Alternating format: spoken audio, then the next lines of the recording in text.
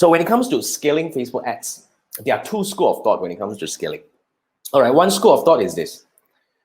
Let's say, for example, you are spending $100 on one ad, okay?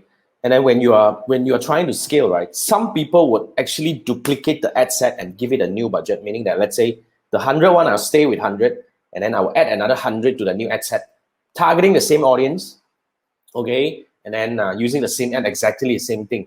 Now, I'm not saying that this is not a good method, but the downside would be you will have high chance of overreaching. Because you see, you are actually targeting the same audience for ad A and ad set A and ad set B, both spending $100. So your audience, instead of seeing maybe like one time per day, they might be seeing 2 to 3 times per day because each ad are actually overlapping. They're seeing multiple. So to them, it's one ad, but to this campaign itself, to the ad set itself, there are 2 separate ad set and 2 separate ads, you see. But you're targeting the same audience. So you will have the high chance of overreaching, and then which in turn you will create ad fatigue. And of course, the most important part is you're wasting budget as well. So this is the potential risk if you are actually scaling by separating. Now, the other way is really scaling on the ad set itself. But this one is really something that you have to play a very careful monitoring, right? For example, this is really something that I prefer to do. So what we do here is we will actually scale the budget by 20%. So we scale the budget by 20%, and then we will monitor a few metrics like CPM, frequency, and of course the overall cost per result. If it's intact, for 3 to 7 days later, we will scale further. For somehow, when you scale on the same ad set, then you are actually, of course, you are playing on the one ad set side. You won't have overreaching issue as long as you do your exclusion and everything done right in the same thing, right? So basically, it's okay. Now, but when you're scaling like this, there will be usually when you scale to a certain extent, you will hit a ceiling, a budget ceiling.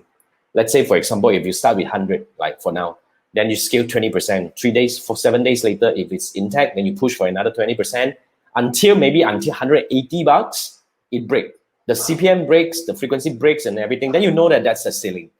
So you want to scale back to the level before so that you can still maintain the campaign to run. And you really want to spend more money, then I would say maybe from there, we want to observe and see how we can actually split. We either split by different ad set, but we definitely want to go for different audience settings.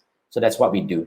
Okay, so we add 20% and monitor for 3 to 7 days. Joseph, if that's what you're asking, I hope I answered your question.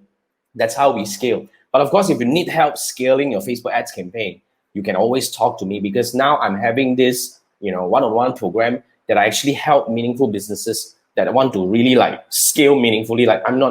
Scale meaningfully. Help businesses who run ads on Facebook to scale meaningfully. Now, when it comes to scale meaningfully, that is really a lot of different methods that we can use to scale. So if you want to scale, meaning that if you are spending at least $1,000 a month on Facebook ads and you want to really push for higher, you want to get better result and spend more money, talk to me, okay? Just drop me a message and we can start, go through the application process and see how it goes, right? So Joseph, that's yours.